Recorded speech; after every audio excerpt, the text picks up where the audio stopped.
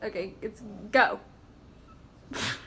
Hi, I'm Todd. I'm the CEO of VictorOps, and I'm going to go over the 5 things I wish somebody would have told me before I started my startups. Number 1, solve a real problem. I can't tell you how many times I talk to people who don't solve a real problem with their company, and while I think I've been pretty successful in my career solving real problems, I've been better at it later in my career. And I think a lot of times it comes from being an engineer at heart, is you try to build cool things, but you don't necessarily solve somebody's real problem. Fortunately with VictorOps, we do solve people's real problems. It's key, number 1 key to starting a successful company. Number 2, look for an obvious market wave.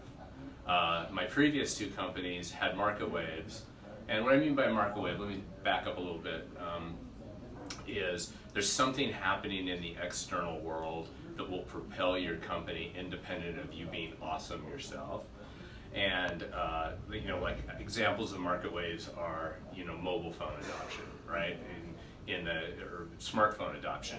It went from, the smartphone adoption market went from almost nobody using smartphones to everybody using smartphones in about a 5 or 6 year period. That is a market wave. So always start your companies, start a company with a market wave, because that'll help you along the way. We have a very strong one at VictorOps.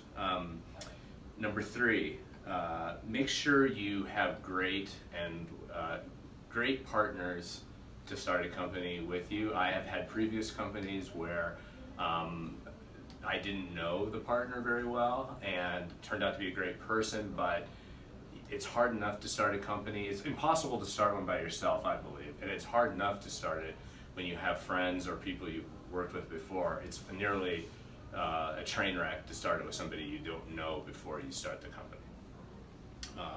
Number 4, make sure you know how to attract solid investors. Part of this goes back to the market wave. It's not just how good your idea is, it's about the people you surround yourself with and the real problem you're solving, but make sure your investors are appropriate for your stage of the company.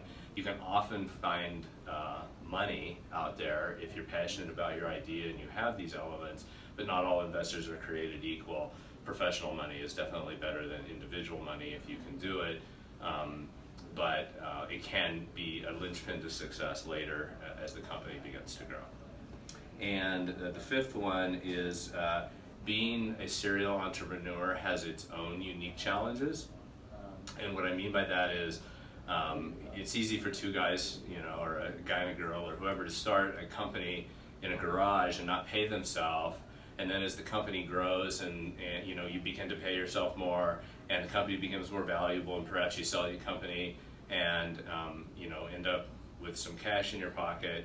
But then to start a startup again, you have to rewind the clock. So you're back to not really paying yourself anything. You're back to not having help with different things. Every person in the company does 10 different jobs at the beginning. At the end of a company, everyone's very specialized in doing a job. So they're very different animals, and it's very hard to rewind and do it as I have 3 times, because it's just a completely different mindset. And those are the 5 things that I wish somebody would have told me before I started my companies, but I learned along the way.